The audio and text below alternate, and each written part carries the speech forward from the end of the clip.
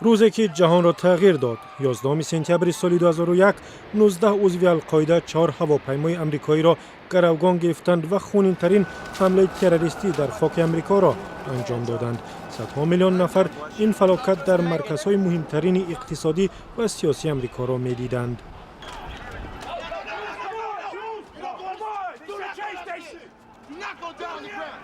ساعت 8:46 صبح هواپیما به آسمانخراش شمالی مرکز جهانی تجارت در نیویورک برخورد. فکر می‌کردند تصادف بود، ولی 17 دقیقه بعد هواپیمای دوم به بینای جنوبی زد.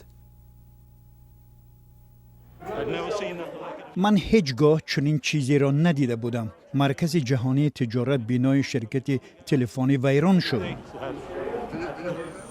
هر دو هواپیما که نو مواد سوخت گرفته بودند از باستون پرواز می‌کردند. در بین مسافران هر دو 5 تروریستی هم بودند که از هواپیما اسلحه ساختند.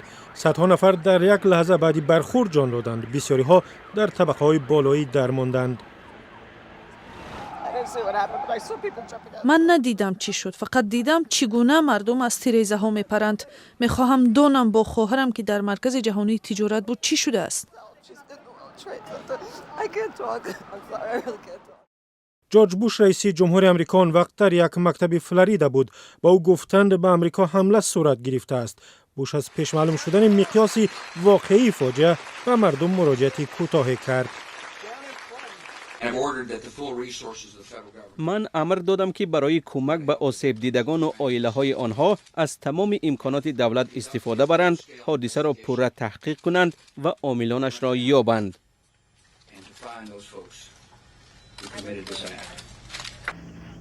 بعد برخورد هواپیماها مقامات آمریکا فرمان دادند همه هواپیماها بنشینند، چون دو هواپیمای دیگر در دست تروریستان بود.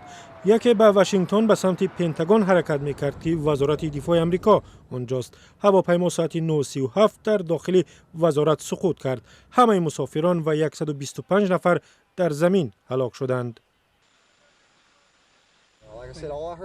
من فقط صدا را شنیدم و سپس آتش را دیدم.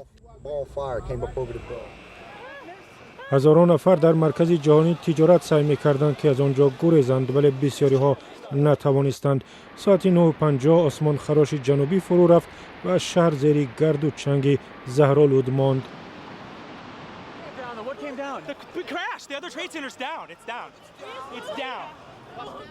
مسافران هواپیمای رقم 93 هواپیمای آخرین ربوده شده سعی کردند مانع قصد تروریستان شوند.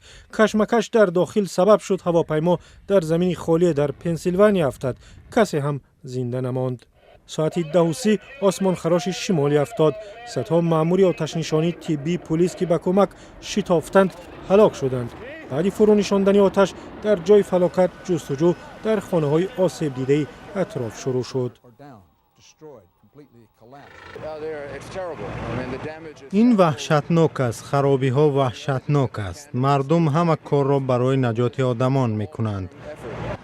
تعداد قربانیان در اول معلوم نبود. بعداً دقیق شد که در نتیجه عملیات تروریستی 3000 نفر کشته شدند. هزاران نفر دیگر زخم برداشتند.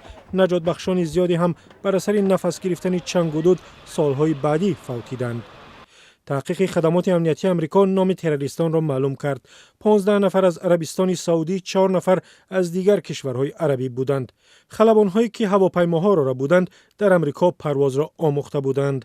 طرحریز و سرمایه‌گذار عملیات‌ها اسامه بن لادن زاده عربستان سعودی بود. مفتشان گفتند معمار ترورهای 11 سپتامبر خالد شیخ محمد بوده است.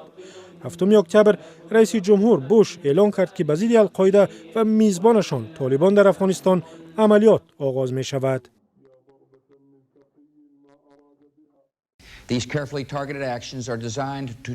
این عملیات دقیق می شود که نمی گذارد تروریستان افغانستان را همچون پایگاه استفاده برند و توانایی نظامی طالبان را ضعیف می کند.